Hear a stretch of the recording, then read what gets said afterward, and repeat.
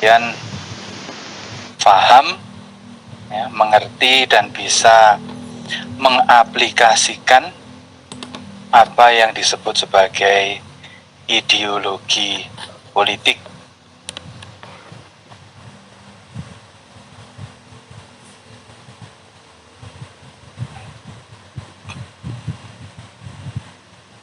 Bentar, saya coba rekam.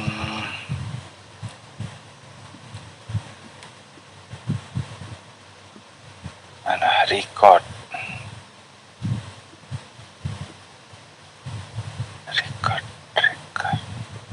Oh, sudah tidak bisa. Jadi kalau pakai Win sekarang nggak bisa lagi merekam sepertinya.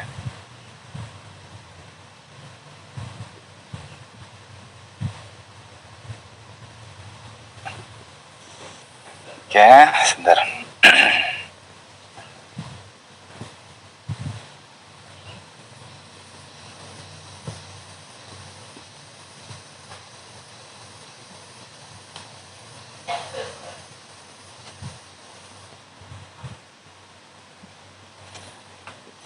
Oke, kita sudah terekam.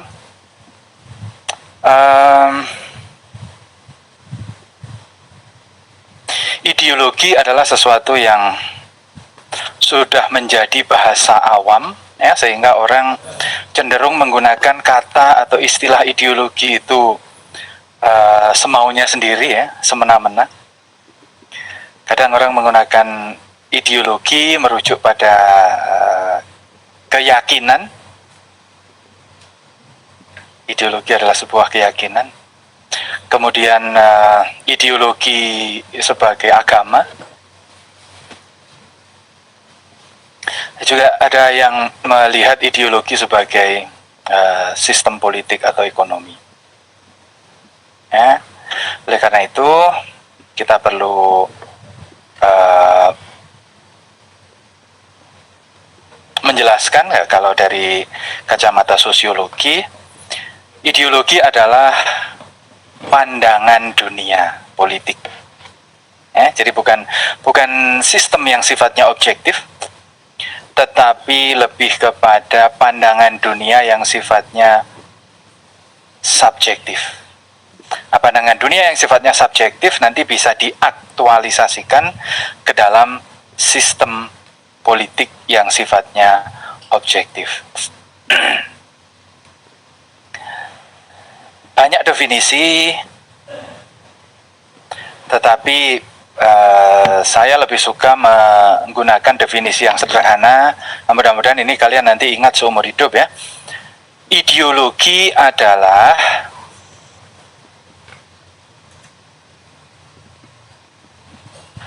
konsep untuk menyederhanakan kompleksitas kehidupan. Ya, kerangka konseptual untuk menyederhanakan kompleksitas kehidupan. Hidup itu sangat kompleks. Manusia berbeda-beda. Ya, karena apa yang kita anggap satu sebenarnya difahami orang secara berbeda-beda. Kita sepakat bahwa negara kita namanya Indonesia, sistemnya presidensial, politiknya multipartai, tetapi orang menggunakan atau memahami Indonesia itu dengan cara yang berbeda-beda. Ada yang menganggap Indonesia itu sebagai identitas kultural atau identitas historis. Ada yang menganggap Indonesia itu sebagai sebuah ada yang menganggap Indonesia adalah sistem modern sehingga mengacu kepada sistem modern di tempat yang lebih maju. Ya, sistem pendidikan kita mengacu ke barat, sistem politik kita mengacu ke barat.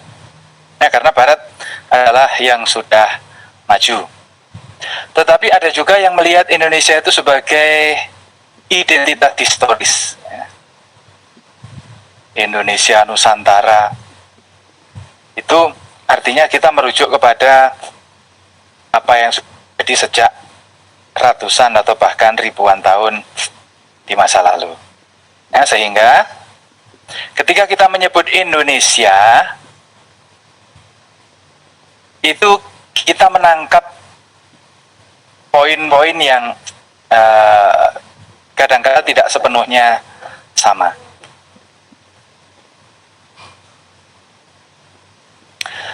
Oleh karena itu ketika kita bicara ideologi, ya, ideologi itu sesuatu yang kita berbicara kehidupan itu sangat kompleks. Kita bicara negara saja sangat kompleks. Belum lagi nanti sistem ekonomi, kehidupan internasional. Oleh karena itu supaya para pimpinan, para politisi, para ilmuwan itu bisa saling berkomunikasi, maka diperlukan sebuah upaya untuk menyederhanakan supaya tidak terlalu rumit. Ya, politisi-politisi itu kadangkala bukan orang yang terpelajar, sehingga pemahaman mereka tentang konsep ya nggak canggih-canggih amat.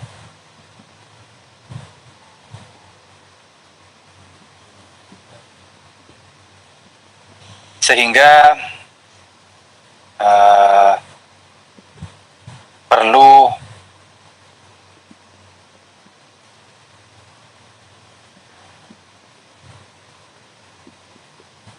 ternyata ada masalah sharing screen. Semuanya bermasalah. Nah, oleh karena itu diperlukan sebuah cara untuk menyederhanakan supaya antara politisi, ilmuwan, masyarakat itu bisa saling berbicara.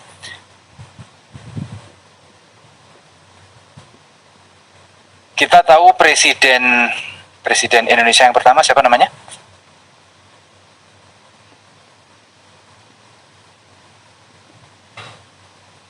Siapa presiden Indonesia yang pertama? Ya, Pak. Soekarno, Pak. Soekarno, nama lengkapnya siapa? Insinyur Soekarno, Pak. Oh, insinyur itu nama ya? Insinyur. Nggak tahu kalian nama lengkapnya Soekarno itu siapa? Nggak tahu, Pak. Nah, kalian perlu tahu namanya Ahmad Soekarno. Jadi Ahmad Soekarno, presiden kedua namanya Muhammad Soeharto. Nama lengkapnya itu. Ya meskipun Ahmad dan Muhammad itu nama belakangan ya, munculnya belakangan setelah mereka menjadi presiden. Tetapi bahwa keduanya mengakui memiliki nama baptis Islam. Tetapi mengapa Ahmad dan Muhammad itu nggak pernah dicantumkan? Karena penguasa politik Indonesia itu notabene adalah kelompok sekuler. Nanti kalian coba tanya orang-orang luar negeri ya, terutama kalangan negara Islam. Presiden Indonesia pertama siapa? Ahmad Soekarno. Presiden Indonesia yang kedua Muhammad Soeharto. Ya. Kalian sebagai komunitas Muslim, mungkin di antara kalian ada yang mengaku sebagai santri, gitu ya.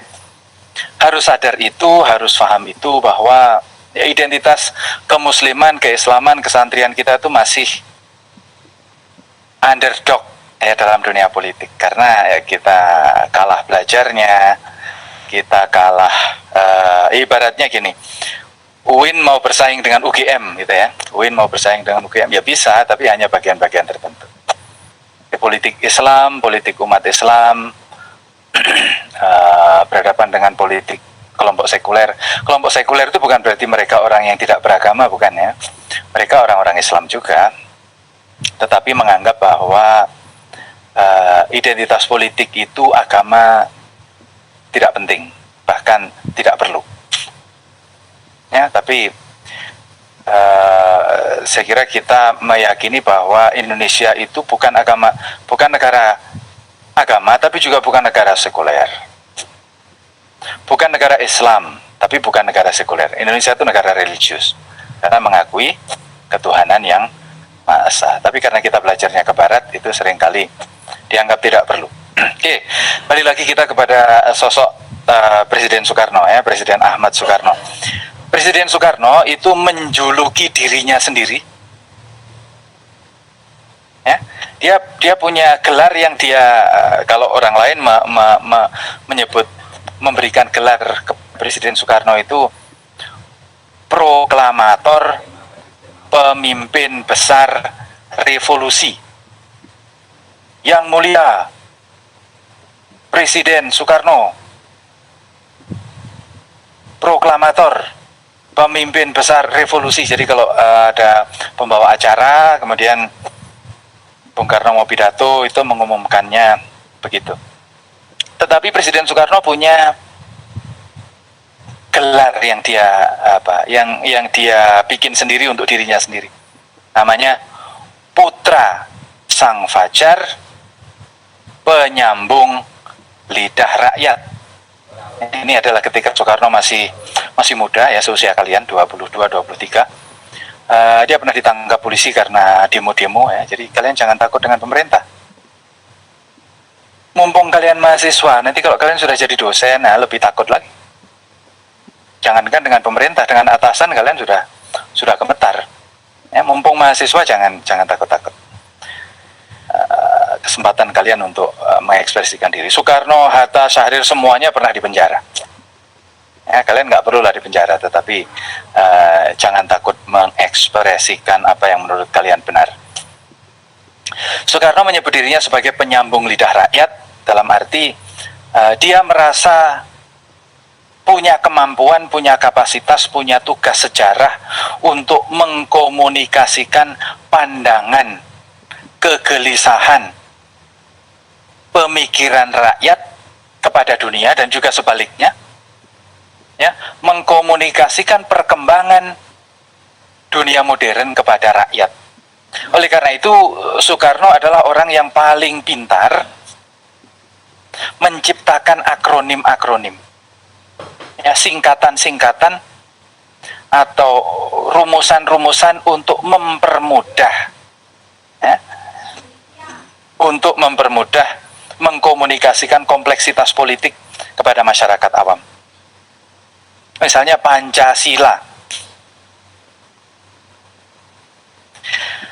Pancasila itu kan kita tangkap sebagai sesuatu yang biasa saja kan. Panca itu 5, sila itu poin-poin. Itu yang pertama kali menggunakan konteks politik, dalam konteks politik itu Soekarno. Tapi sebenarnya Pancasila itu adalah ajaran agama Buddha. Ya, kalau di tanah Jawa dikenal sebagai Molimo. Ada 5 larangan yang harus dijauhi ketika ingin hidup dengan cara atau menjalani kehidupan yang baik. Molimo, ya, maling, mateni, maling, madon, madat, apalagi satu lagi, main, ya. Jadi ada 5 larangan kehidupan, ya, tidak boleh membunuh, tidak boleh menipu, tidak boleh berzina, tidak boleh madat itu mengkonsumsi minuman yang atau substansi yang membuat ketagihan, dan minum, ya, mabuk. Jadi dibedakan antara mabuk dan madat. Madat itu bisa jadi tidak memabukkan, tetapi seperti rokok itu kan tidak memabukkan, tetapi dia adiktif. Orang kalau sudah kecanduan rokok, kalau tidak merokok dia tidak bisa atau sangat kesulitan melakukan sesuatu yang biasanya mudah dilakukan. Nah, Soekarno menggunakan atau mengambil istilah dari agama Buddha, Pancasila, itu untuk merujuk kepada konsep 5 sila yang dia rumuskan sebagai warisan budaya atau warisan bangsa-bangsa Nusantara, ya. Jadi 5 sila itu, ya, Pancasila, ya, dulu awalnya pertama persatuan, demokrasi, kemanusiaan, yang terakhir ketuhanan, itu terakhir kalau versi awalnya Soekarno. Dari 5 sila itu bisa diperas menjadi trisila, ketuhanan, kemanusiaan, demokrasi. Dan trisila, 3 sila itu bisa diperas menjadi ekasila, yaitu gotong royong. Ya, itu adalah cara Soekarno bagaimana mengkomunikasikan kompleksitas kehidupan politik kepada masyarakat. itulah yang disebut sebagai ideologi. Bagaimana ideologi berperan, bagaimana ideologi dijalankan di masyarakat dalam kehidupan nyata, itu seperti itu. Ada 5 poin yang penting, ya, ketuhanan yang Maha Esa, kemanusiaan yang adil beradab, persatuan Indonesia, demokrasi, keadilan sosial. Itu adalah perasan dari kalau jabaran yang lebih luas tentu ada pada Undang-Undang Dasar. Ya, Undang-Undang Dasar itu kompleks sekali, sistem negara, pemilihan pimpinan negara, sistem ekonomi, unit-unit kekuasaan di dalam negara, ya, tugas kepala negara, rumit sekali, yang tidak akan mungkin orang awam bisa memahami itu secara utuh. Oleh karena itu disederhanakan menjadi 5 sila Pancasila. Kata Bung Karno, sila itu bisa lagi disederhanakan menjadi 3 sila. Dan 3 sila itu bisa diperas menjadi 1 sila. Intinya kalau kita hidup bernegara itu 1 intinya. Gotong royong, udah selesai. Ya. Itu adalah contoh bagaimana Soekarno memainkan ideologi dalam kehidupan. Jadi kalau sekarang kalian mendengar tentang jargon-jargon, ya, jargon-jargon politik, itu adalah bentuk bagaimana ideologi dijalankan. Soekarno juga menciptakan istilah-istilah seperti jas merah, ya, jangan melupakan sejarah. Lalu nawacita, ada 9 cita-cita yang sekarang dihidupkan oleh Jokowi. Lalu ada lagi saya lupa, ada beberapa poin, ya, bagaimana Bung Karno itu ketika menyampaikan pandangan politik selalu dibungkus dalam jargon-jargon yang menyederhanakan. Zaman Orde Baru juga kita pernah mendengar istilah, kalian belum lahir, ya, pembangunan manusia seutuhnya, manusia yang Pancasilais. Itu nggak bisa dirumuskan, definisi empiriknya sangat rumit, ya. Tetapi itu akan menjadikan kita lebih mudah untuk berkomunikasi. Takwa kepada Tuhan yang Maha Esa. Takwa itu apa? Gitu ya, jadi ideologi adalah upaya untuk menyederhanakan kompleksitas kehidupan melalui rumusan-rumusan yang bisa dipahami oleh khalayak banyak. Nah, dalam kaitan dengan itu, ada 2 kutub ideologi politik besar, ya, komunisme dan kapitalisme. Komunisme ada di kiri, kapitalisme ada di kanan. Nah, silahkan dicatat, ya, nanti kalian harus paham betul bagaimana menggunakan istilah kiri dan kanan. Apa tahu kiri dan kanan itu? Mengapa disebut kiri, mengapa disebut kanan? Ya, mana yang baik, kiri atau kanan? Istilah kiri merujuk kepada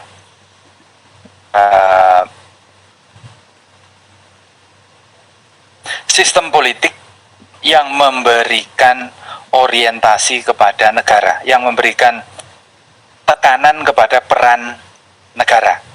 Ya, negara sangat penting.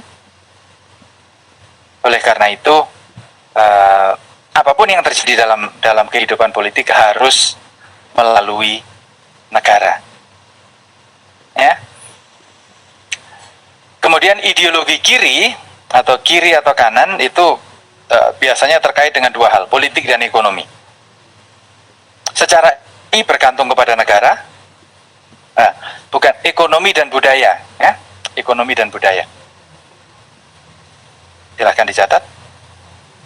Politik, ya, ideologi kiri atau ideologi kanan itu merujuk kepada rumusan sistem ekonomi dan sistem budaya. Ya, kiri kanan itu adalah spektrum ideologi politik. Ideologi politik kiri itu komunis, ideologi politik kanan itu kapitalis.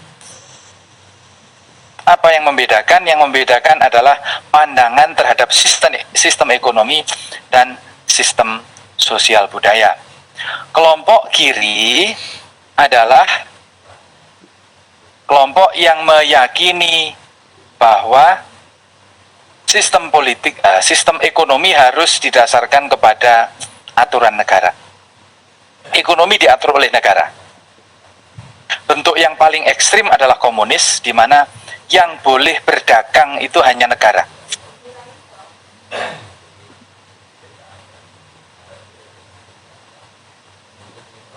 Kalau kalian di Uni Soviet, kalian buka lapak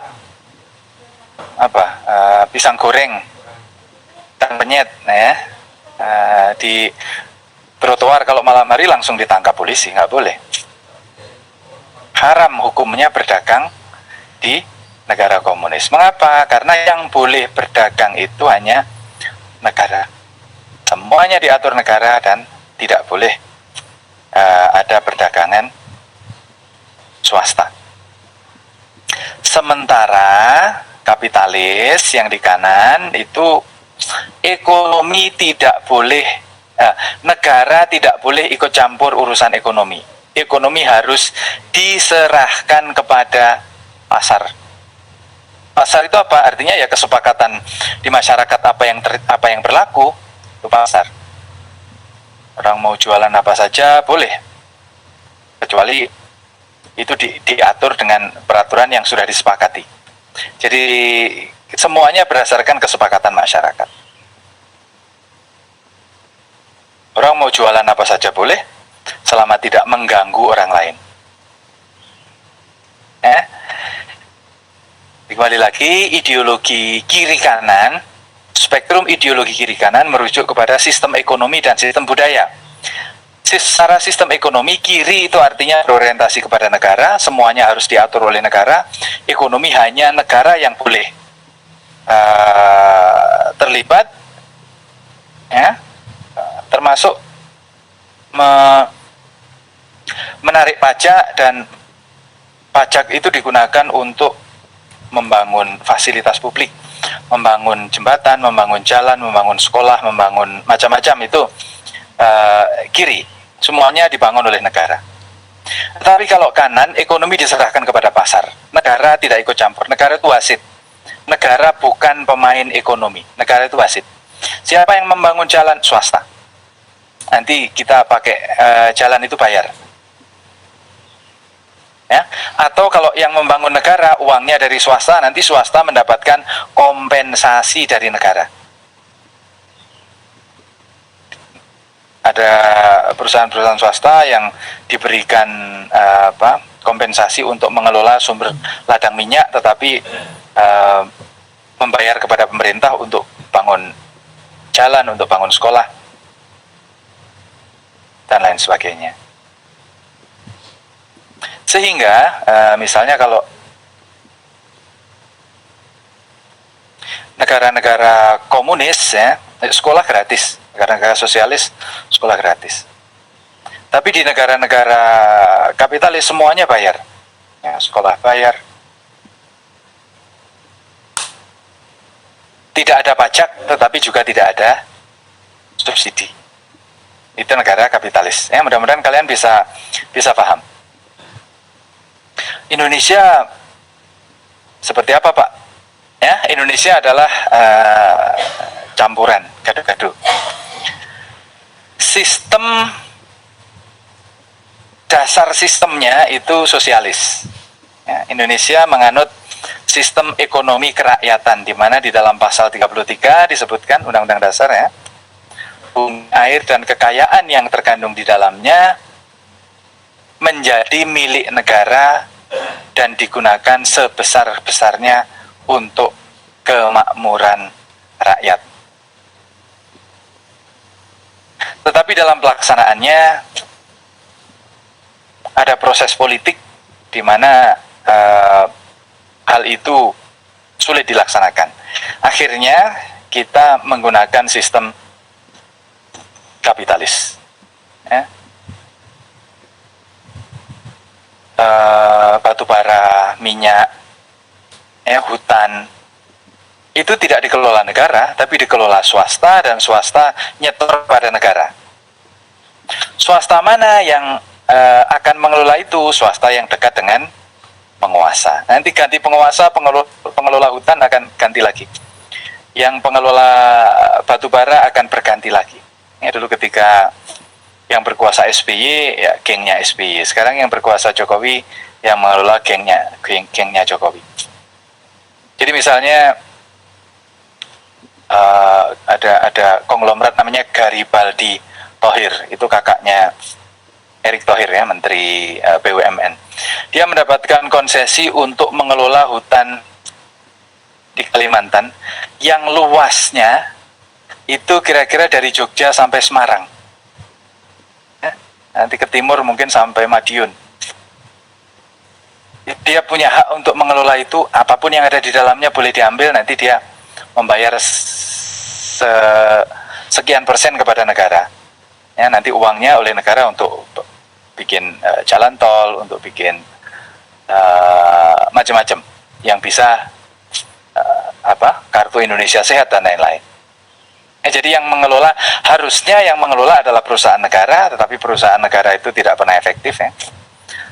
Sama kalau kinerja pegawai negeri dengan pegawai swasta itu ya, pegawai negeri itu 50% efektifnya dibanding pegawai swasta. Karena pegawai negeri sudah ada jaminan uang dari negara. Sementara kalau pegawai swasta itu dia akan tergantung pada kinerja. Siapa yang kinerjanya bagus, dia akan mendapat gaji tinggi. Sementara pegawai negeri itu yang digaji bukan kinerja tapi SK-nya, pangkatnya. Kalau pangkatnya tinggi, meskipun nggak kerja ya gajinya tinggi. Meskipun kerjanya bagus, kalau pangkatnya rendah ya gajinya sedikit. Jadi lembaga negara cenderung tidak efektif, oleh karena itu pemerintah juga tahu untuk hal-hal yang sifatnya efektif akan diserahkan kepada swasta. Ya, itu campuran antara sosialisme pada sistem konstitusinya, aturannya sosialisme, prakteknya kapitalisme. Indonesia begitu. Nah, secara ekonomi ya, sistem ekonominya itu, lalu sistem sosial budaya. Sistem sosial budaya, sosialisme, komunisme itu liberal. Mereka tidak menghormati budaya, tidak menghormati agama, tidak menghormati tradisi, karena falsafahnya adalah falsafah Marxis yang menganggap Marxisme ya, kalian pasti harusnya sudah belajar tentang sosiologinya Karl Marx, ya, kritik terhadap feodalisme. Ya, kalau ada status sosial, hierarki sosial itu dianggap sebagai bentuk eksploitasi. Nah, agama, budaya itu kan punya aturan tentang kehormatan di ruang publik. Ya, siapa yang perlu kita hormati? Ada masyarakat yang menghormati orang lain berdasarkan keturunan. Ini keturunannya siapa, itu dihormati. Ada masyarakat yang menghormati seseorang berdasarkan ilmunya, dia menguasai ilmu apa, ya terutama ilmu agama, ilmu spiritual, itu yang dihormati.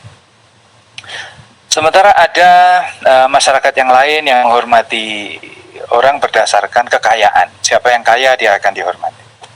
Nah, komunis sosialis tidak suka itu, karena itu adalah upaya untuk mengeksploitasi, karena nanti status itu akan diwariskan ya, pada anaknya, pada cucunya, dan orang lain nggak boleh masuk ke kelas itu. Yang boleh jadi dalam sistem feodal ya, yang boleh jadi raja ya anaknya raja. Bodoh atau pinter, kalau anaknya raja boleh jadi raja. Sepinter apapun kalau dia bukan anaknya raja nggak boleh jadi raja. Ya, itu yang tidak disukai oleh kelompok-kelompok sosialis dan komunis. Dan itu kemudian meluas pada sistem sosial secara umum, ya, termasuk keluarga. Ya, mereka nggak terlalu suka dengan keluarga, karena keluarga itu upaya untuk mendominasi perempuan. Perempuan itu jangan dikapling, biarkan perempuan itu milik publik. Ya, siapapun boleh memiliki. Ya. boleh memiliki, boleh memanfaatkan, tidak boleh ini perempuan saya, kamu cari sendiri perempuan di luar sana. Ya otomatis yang berkuasa, yang punya harta banyak, yang punya kemampuan lebih bisa memilih perempuan mana yang disukai. Sementara yang nggak punya, ya tentu akan mengais-ngais untuk mendapatkan perempuan, laki-laki maksudnya ya, laki-laki yang tidak punya apa-apa. Termasuk nanti muncul sistem sosial ya, karena perempuan terlalu mahal. Poliandri di beberapa negara di Mongolia, kemudian di India Selatan, kawasan-kawasan miskin itu poliandri. Satu perempuan bisa punya lebih dari satu suami. Sebenarnya bahasanya bukan begitu. Yang terjadi adalah beberapa laki-laki boleh patungan untuk mendapatkan satu istri. Karena perempuan itu mahal, ada dowry, ada mahar itu tergantung keluarganya minta apa. Harus menyerahkan tanah, harus menyerahkan harta, harus menyerahkan ternak, sehingga seorang diri laki-laki akan sangat sulit. Karena itu beberapa laki-laki bisa saudara, bisa teman, bisa ya berdasarkan kontrak. Itu mereka sepakat 2, 3, 4 orang untuk kita punya satu istri, kita bayar dowry-nya bareng-bareng. Nanti istrinya jadi istri bareng-bareng. Ya, itu akibat dari ketika keluarga itu menjadi sesuatu yang menghambat laki-laki mendapatkan hak untuk memperoleh istri.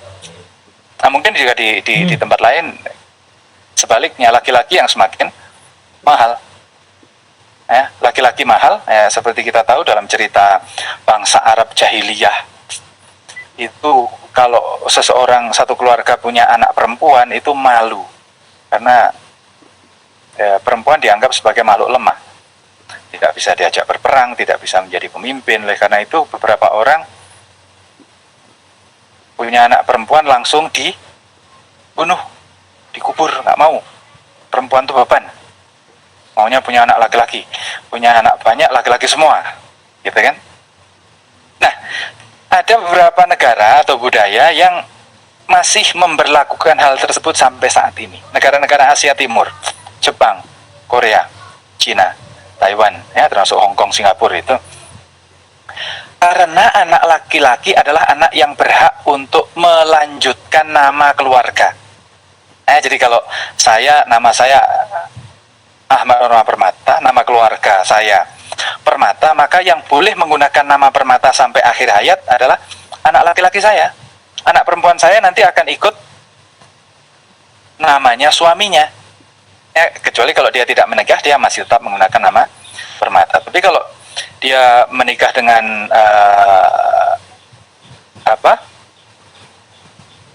laki-laki yang marganya atau nama keluarganya berbeda, ya dia akan menggunakan nama keluarga suaminya. Itu membuat orang-orang Jepang, Korea, Cina itu selalu menginginkan anak laki-laki.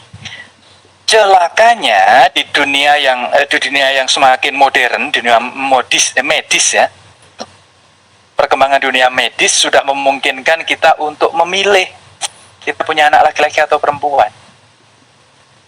Sehingga ketika bangsa itu sejak tahun 90-an, bayi laki-laki dan bayi perempuan itu berbanding 1:5 atau 1:4. Di antara 5 bayi laki-laki yang lahir itu di antara 5 bayi yang lahir 4 laki-laki, 1 perempuan. Karena apa? Karena semua orang pengen punya anak laki-laki. Apalagi di Cina yang sejak tahun 80-an, karena Cina penduduknya terlanjur banyak, ya mereka ingin menjaga jumlah penduduk. Satu keluarga hanya boleh punya 1 anak. Akhirnya mereka milih punya anak laki-laki. Dan apa yang terjadi sekarang? Cina langka perempuan. Taiwan itu kalau mencari perempuan dari Singkawang, dari mana? Kalimantan Barat. Sana ada Amoy-Amoy. ya, perempuan-perempuan keturunan Cina yang ada di Kabupaten Singkawang. Saya pernah ke sana beberapa tahun yang lalu. Itu seperti kita pergi ke Singapura atau ke Taiwan, ya. Kulturnya, budayanya, kalau masyarakatnya sebagian matanya sipit tapi kulitnya sama seperti kita ya, mereka petani, ya, buruh orang biasa yang karena matahari kita panas ya, mereka juga kulitnya hitam, tapi etnisnya Cina, bahasa Cina, budaya Cina itu sangat kuat, dan mereka punya hubungan dekat dengan Taiwan. Karena kekurangan perempuan, mereka mencari pengantin perempuan itu, bride, itu dari negara-negara lain. Di Cina juga sekarang ini sedang terjadi kelangkaan perempuan, karena semua orang menginginkan anak laki-laki. Nah, ini yang tidak disukai oleh kalau argumennya kelompok komunis, ini gara-gara ada sistem keluarga. Sistem keluarga itu menghambat. Bebaskan saja deh, nggak usah aneh-aneh. Dan agama itu kan mengekang ini itu, ya nggak usah deh pakai agama. Semuanya pakai ilmu pengetahuan. Itu paham komunis. Sementara kapitalis itu, kalau kalian baca sejarahnya Max Weber ya, Max Weber mengatakan di protestantische Ethik und der Geist des Kapitalismus, bahwa kapitalisme itu asalnya dari tradisi Protestan, tradisi agama. Oleh karena itu orang-orang kapitalis adalah orang-orang yang sangat religius. Di Amerika itu sangat-sangat religius. Sangat banyak masyarakat Amerika itu yang religius. Misalnya ya, remaja-remaja.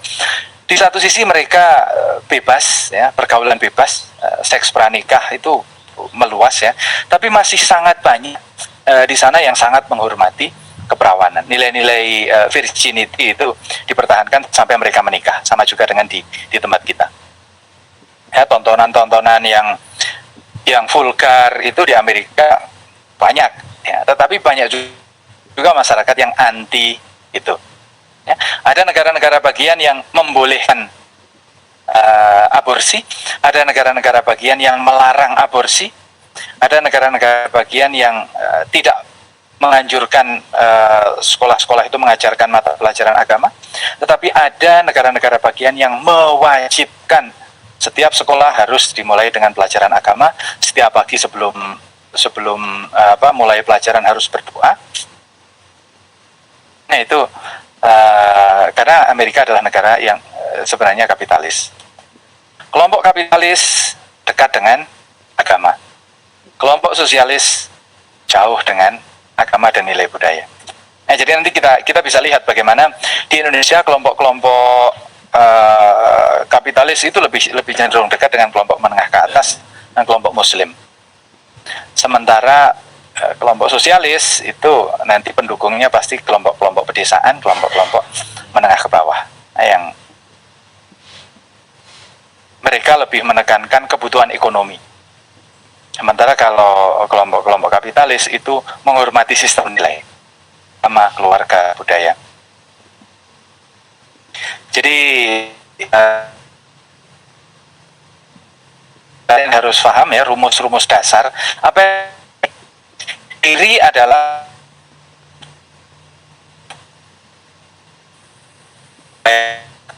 ya, masyarakat membayar pajak, orang kaya membayar pajak banyak, orang miskin mendapatkan subsidi. Kiri, sosialis. Sementara secara sosial budaya, sistem sosialis tidak terlalu menghargai budaya, tidak terlalu menghargai agama, tidak terlalu menghargai sistem nilai. Sistem yang di kanan itu ada itu menekankan pasar, ya, tidak ada pajak, tapi juga tidak ada subsidi. Negara kalau negara sosialis, uang itu diberikan kepada orang miskin untuk subsidi. Di negara punya uang itu diberikan kepada usaha dan orang kerja pada orang kaya. Ya, pegawai negeri di Jambi itu nggak banyak, sangat sedikit. Sementara itu kontrak. Ya, kalau polisi kan seumur hidup, PNS, dosen, guru itu kan lapangan pekerjaan. Di Amerika tidak ada. Dosen kontrak setiap 5 tahun atau 20 tahun. Tentara juga kontrak minimal 6 bulan. Ya. Kalian kalau nanti pengen jadi tentara Amerika bisa. Ya. Ketika saya di Boston 2 tahun yang lalu, saya sering melihat tentara Amerika yang atau orang yang berseragam tentara Amerika tapi wajahnya Vietnam. Ya, ada laki-laki kadang-kala perempuan naik nunggu bus di halte depan kampus. Saya sering naik bus bareng dengan mereka. Dugaan saya mereka conscript, ya, orang-orang yang melamar menjadi mungkin mahasiswa, mungkin sudah lulus kuliah, mendaftar menjadi polisi, mendaftar menjadi tentara. Nanti di sana dipekerjakan apakah sebagai tenaga bantuan untuk berperang, ya, perang langsung ke medan perang, atau membantu transportasi, ya, karena tentara itu kan sebuah sistem yang sangat kompleks, semua ilmu bisa dipakai, ilmu agama menjadi penceramah, jadi setiap divisi itu punya ustadz masing-masing, punya pendeta masing-masing.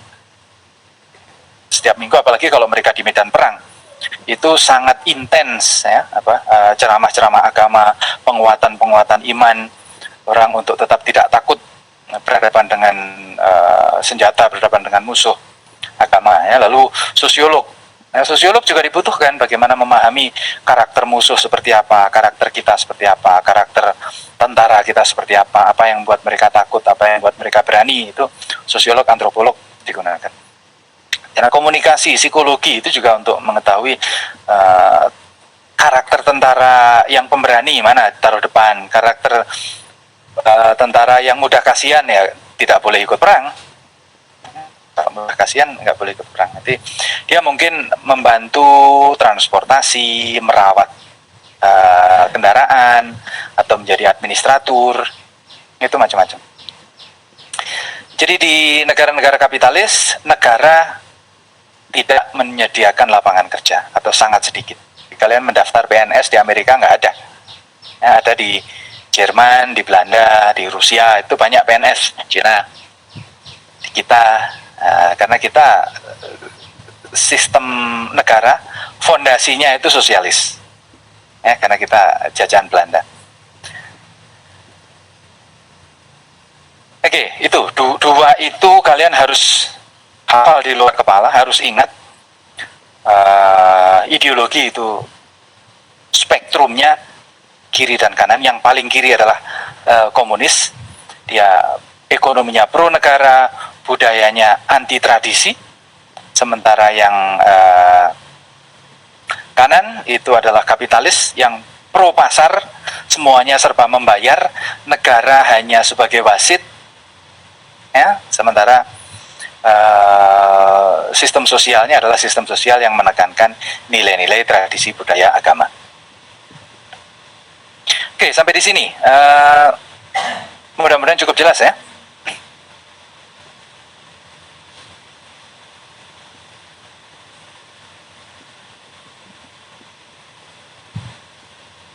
Sudah jelas, Pak.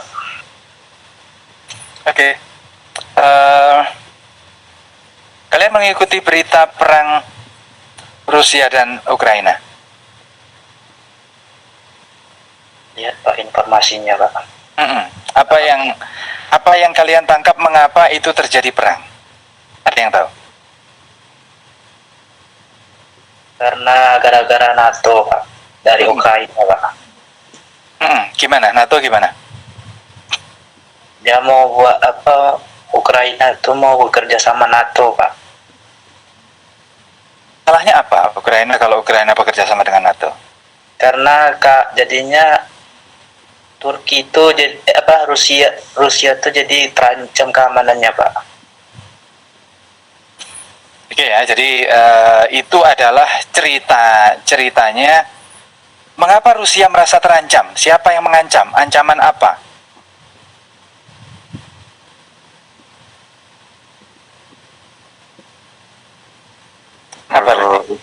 Oh ya, Rahmat.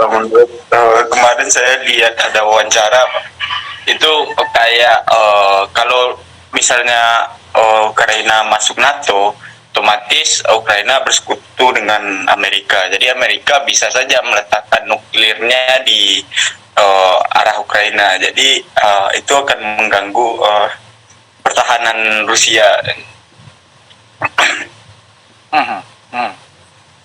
Oke. Masih ada lanjut? Ya disamain sama misalnya Rusia bersekutu dengan Meksiko, terus Rusia letakin nuklir di Meksiko. Di barat itu kemarin saya dengar wawancaranya salah satu pengamat politik, nggak salah Pak. Oke, ya. Kemudian pertanyaan lebih lanjut, kira-kira kalian tahu nggak mengapa Rusia takut dengan Amerika? Atau Amerika takut dengan Rusia.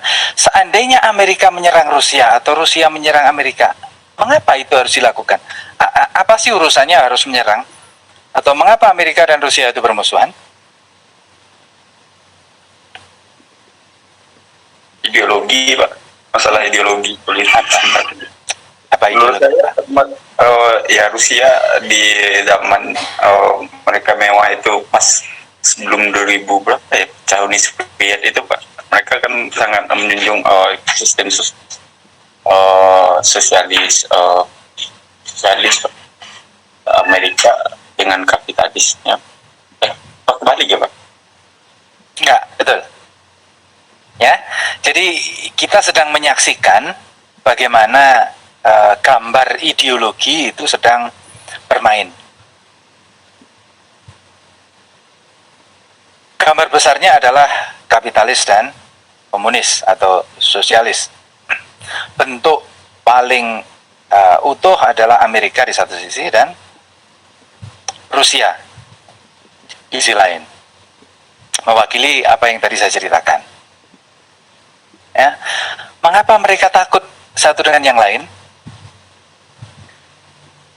Karena pengaruh itu akan sistem itu akan mengancam kekuasaan kelompok yang sedang berkuasa. Ya. Oleh karena itu perlu dipertahankan dengan senjata. Tetapi sebenarnya yang menarik adalah selama kalian bisa menangkap tadi itu yang saya jelaskan, apa bedanya sosialis dan komunis, ya. Karena sebenarnya kan intinya sama-sama orang cari uang kan. Orang hidup mencari uang. Tetapi yang satu lewat pasar, yang satu lewat negara. Sehingga Amerika itu penguasa politiknya adalah penguasa pasar. Mereka yang berada di Wall Street, ya, pasar finansial di Amerika.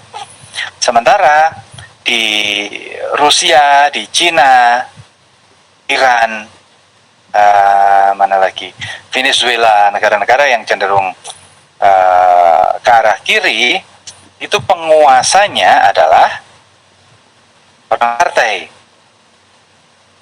Di Rusia hanya ada satu partai, di Cina juga hanya ada satu partai, di Iran partai beberapa, tetapi mereka punya sistem keulamaan di mana yang dominan adalah para ulama dengan model yang sama. Kuba dan Venezuela itu juga mirip. Nah, yang sekarang perlu kalian cermati adalah bagaimana negara-negara yang ada di tengah-tengah itu. Ya, kalau Eropa itu memang berada di tengah-tengah karena ada nuansa sosialis dan ada nuansa kapitalis. Nanti kalian lihat peta Eropa, semakin ke barat semakin kapitalis, semakin ke timur semakin sosialis. Jadi Rusia itu letaknya di Eropa paling timur. Nyeberang lautan sudah Kanada, sudah Amerika. Sementara Eropa paling barat itu Inggris. Inggris adalah induknya Amerika. Di kapitalismenya Inggris itu berasal dari kapitalismenya Amerika berasal dari Inggris. Ya, ini momen menyedihkan yang harus kalian jadikan bahan pelajaran. Saya kira kalian perlu mendengar berita, menonton berita apa yang terjadi, dan belajar untuk menilai, belajar untuk memahami politik internasional dengan penilaian yang proporsional. Nah, yang ingin saya sampaikan tadi adalah di antara Amerika di kanan dan Rusia di kiri itu ada negara-negara di tengah yang kadangkala kita sulit menebak. Misalnya negara-negara Islam di Timur Tengah itu pro Amerika atau pro Rusia. Menurut kalian kira-kira negara-negara Timur Tengah itu pro Amerika atau pro Rusia? Oh, kalau sekarang kayaknya pro Rusia, Pak. Pro Rusia ya. Karena saya lihat Putin pun lebih cenderung ke Islam sekarang, Pak. Mendekati rakyat Muslim. Ya, karena di salah satu negara Rusia ada Chechnya ya, negara Chechnya di mana mayoritas Muslim, mereka punya pasukan Islam di sana dan itu berada di pihaknya Rusia. Seolah-olah sekarang mereka sedang berada di pihak atau negara-negara Timur Tengah itu sedang berada pada pihak Rusia. Tetapi sebenarnya secara umum negara-negara Timur Tengah itu lebih dekat dengan Amerika, kecuali Iran dan Syria. Iran dan Syria memang dekat dengan Rusia. Nah, ini nantinya bisa menjadi pelajaran bagi kita semua bagaimana melihat situasi seperti perang Rusia dan Ukraina saat ini. Kalau kalian menganggap siapa yang salah dalam konteks ini, atau kalian membela siapa?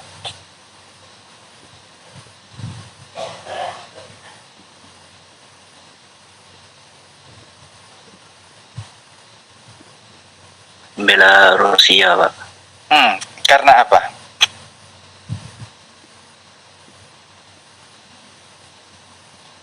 Mengapa membela Rusia?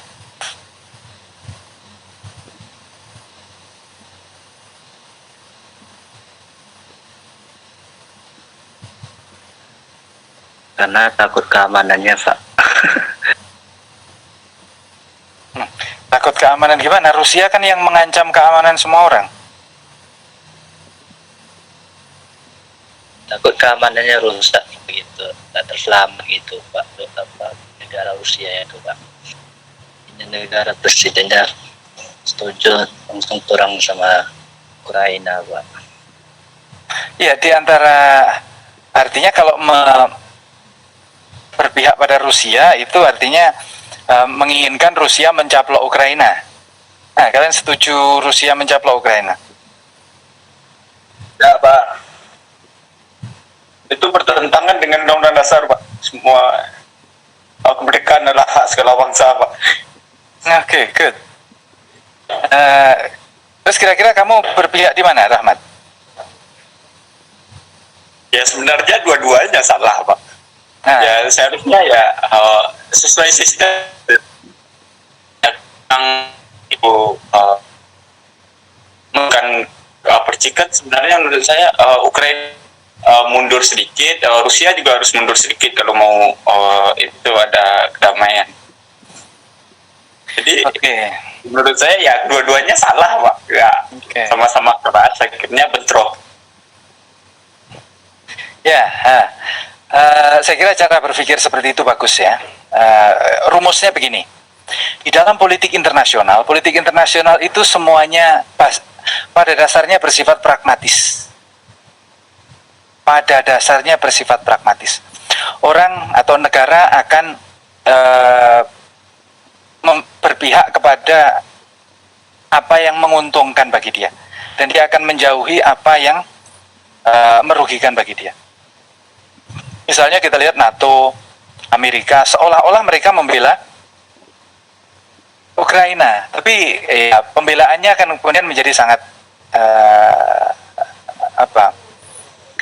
mereka tidak berani menghentikan Rusia karena takut memancing perang nuklir, ya, karena nuklirnya Rusia lebih banyak dari nuklirnya Amerika, ya, kalian harus tahu. Meskipun ekonominya Rusia itu kecil, ekonomi Rusia itu sama dengan ekonomi Indonesia, per tahunnya kira-kira 1 triliun dolar, ya, 1.500 triliun rupiah. Sementara Amerika itu satu provinsi terkayanya Amerika, namanya provinsi negara bagian California, itu penghasilan per tahunnya 3 kali lipat dari itu. Ya. Jadi Amerika tuh sangat-sangat kaya, 20 kali lebih, 20 kali lipat penghasilannya dibanding kita dan Rusia. Tapi nuklirnya Rusia lebih besar dari Amerika, dan Amerika merasa khawatir karena kalau itu sampai digunakan. Tidak harus perang nuklir, tapi begitu Rusia kemudian menanamkan nuklir di mana-mana, itu akan merepotkan Amerika. Sehingga Amerika membantu persenjataan Ukraina, tetapi tidak melindungi warga negara Ukraina. Nah itu ya semau-maunya sendiri. Amerika itu nggak mau susah. Kemudian Arab Saudi. Arab Saudi biasanya sangat dekat dengan Amerika. Apapun permintaan Amerika di Timur Tengah akan dipenuhi oleh Arab Saudi, termasuk membangun hubungan diplomatik dengan, normalisasi diplomatik dengan Israel. Jadi ada 2 negara Arab yang punya hubungan diplomatik dengan Israel adalah Arab Saudi dan Uni Emirat, pada permintaan Amerika. Tetapi dalam situasi yang seperti ini, karena minyak Rusia diembargo, ya, Arab Saudi menjadi Arab Saudi menjadi produsen minyak yang mendominasi. Nah, hukum pasar mengatakan kalau barang langka itu harganya naik apa turun? Kalau barang langka harga akan naik. Ya. Begitu minyak langka, maka harga minyak naik. Arab Saudi diminta oleh Amerika untuk menambah volume produksi minyak, supaya minyak di pasaran tidak berkurang ketika Rusia diembargo, dan harga minyak tetap normal. Sebelum perang Ukraina harga minyak $80, setelah perang sempat tuh 130, jadi hampir 2 kali lipat. Itu menyusahkan banyak pihak, industri-industri itu sekarang masih. Nah, Arab Saudi nggak mau. Ngapain saya harus saya tidak ikut campur urusan itu, saya tidak terlibat urusan itu, saya itu hanya memproduksi minyak sebagaimana sudah kami rencanakan. Ya, Arab Saudi akan mengambil keuntungan dari naiknya harga minyak, itu akan menguntungkan mereka, ya mereka ambil saja keuntungan itu. Meskipun Amerika itu temannya, ya. Jadi jangan dikira Amerika, hubungan Arab Saudi Amerika itu luar biasa. Misalnya salah satu perusahaan yang mensuplai komputer-komputer di Amerika, termasuk ke Gedung Putih, itu perusahaan miliknya Bin Laden, ya. Miliknya keluarga Bin Laden, bukan Osama Bin Laden, ya, miliknya keluarga Bin Laden. Jadi hubungan bisnis itu kita sulit memetakan, dan semua pihak itu akan mencari keuntungan sendiri-sendiri. Kalau situasinya menguntungkan bersama Amerika, mereka pilih bersama Amerika. Kalau situasinya menguntungkan bersama Cina, mereka pilih bersama Cina. Kalau situasinya lebih menguntungkan bersama Rusia, mereka pilih bersama Rusia. Jadi politik internasional itu tidak bisa difikir berdasarkan nalar kita. Mengapa Amerika tidak bertanggung jawab mereka? Nah itu sama seperti kita menyebutnya sebagai non-blok, ya. Kita tidak berpihak, tapi sebenarnya kita berpihak. Ya, tidak berpihak pada Amerika, pada Rusia secara langsung, tetapi kita berpihak pada komunitas internasional. Siapa suara terbanyak, kita pasti ikut. Ya. Oleh karena itu, kalau kita ingin punya wawasan yang stabil, melihat politik internasional, jangan melihat aktor, ya, syaratnya. Jangan melihat aktor, tapi lihatlah aksi. Jangan lihat yang menyerang siapa, pokoknya yang menyerang salah. Yang melanggar kode etik politik internasional salah, yang melanggar janjian salah, yang membunuh warga sipil salah. Ya, itu yang harus kita pegang. Karena politik internasional itu basisnya adalah anarki. Di dunia internasional itu nggak ada aturan. Yang ada aturan itu di dalam negara, di negara, di atas negara tidak ada aturan. Negara tidak punya atasan. Ya, oleh karena itu negara disebut sebagai kekuasaan sovereign, berdaulat. Negara berdaulat itu artinya negara yang tidak punya atasan. Dia boleh menentukan apapun untuk dirinya sendiri. Itu namanya berdaulat. Saya memutuskan atau negara kita memutuskan bergabung dengan ASEAN, itu maunya kita. Tapi setelah kita bergabung dengan ASEAN, tentu kita harus mengikuti aturan ASEAN. Tapi itu karena kemauan kita sendiri. Tidak ada negara atau kekuatan apapun di luar negara, di atas negara yang bisa memaksa keputusan sebuah negara. Itulah yang disebut sebagai negara berdaulat. Ya, oleh karena itu, ketika kita melihat apa yang terjadi di Ukraina saat ini itu mengerikan. Perang itu mengerikan. Susah, menyusahkan, mengerikan. Ya, kalau kita hanya melihat itu seperti tontonan film, kita mungkin akan bisa berpikir ini kita berpihak ke sini, kita berpihak ke situ karena ini, karena itu. Tapi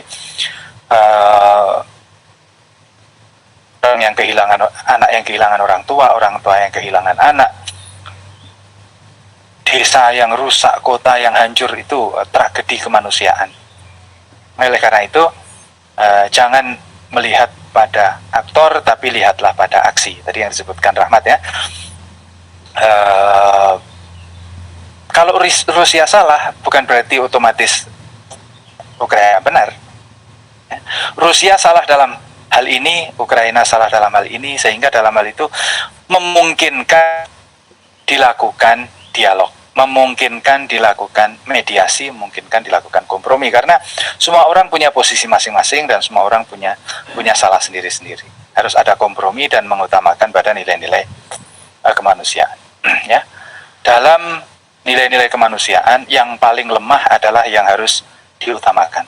Ya, masyarakat sipil, anak-anak, orang tua, kelompok difabel, itu menjadi ruang rentan kemanusiaan, oleh karena itu harus didahulukan dan jangan sampai menjadi korban. Oke, begitu. Mudah-mudahan ini bisa kalian ingat sampai tua nanti, apa perbedaan, apa pengertian ideologi ya, ideologi politik. Lalu ideologi politik itu minimal kalian kenal dua itu sudah oke lah. Ya, ada sosialisme, komunisme di kiri yang berorientasi pada negara, semuanya diatur negara. Dan kapitalisme di kanan yang ekonominya berorientasi pada pasar, semuanya harus bayar.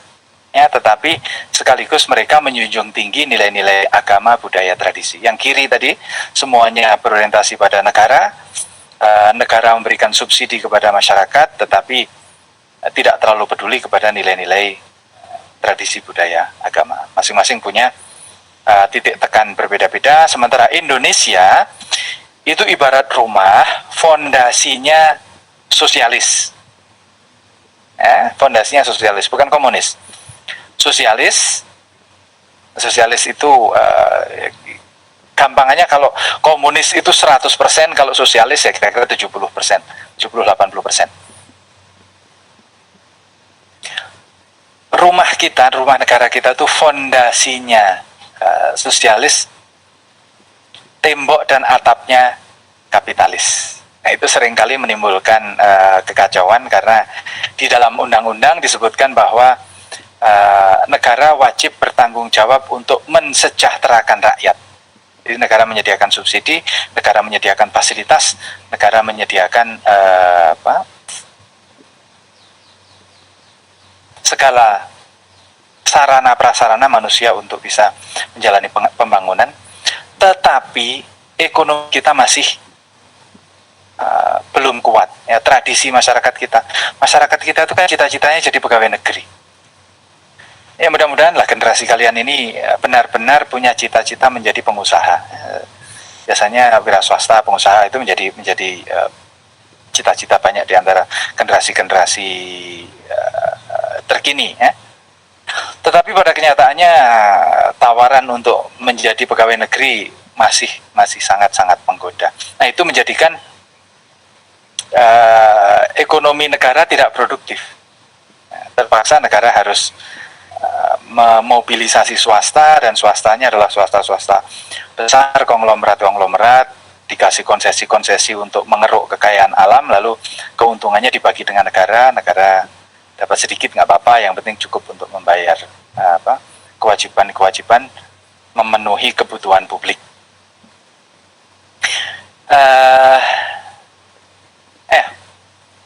Saya kira hari ini cukup sampai di sini ya. Ada yang perlu diklarifikasi?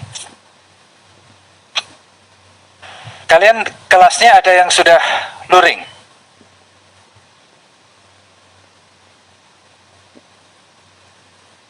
Belum ada? Belum, Pak. Oke, belum ya. Pak. Karena saya ngajar di Pasca sudah pada luring. Nah, karena Pasca mungkin kelasnya tidak banyak. Nanti kalau kalian ada yang di Jogja dan memungkinkan untuk luring, saya sudah terbiasa datang ke kampus dan ngajar di kelas. Jadi nanti sambil kita koordinasikan dengan Prodi apakah Visum sudah ada kelas luring atau tidak. Oke, begitu mari kita akhiri dengan alhamdulillahirrahmanirrahim. Amin. Kita ketemu lagi minggu depan. Terima kasih. Assalamualaikum warahmatullahi wabarakatuh. Waalaikumsalam warahmatullahi wabarakatuh. warahmatullahi wabarakatuh.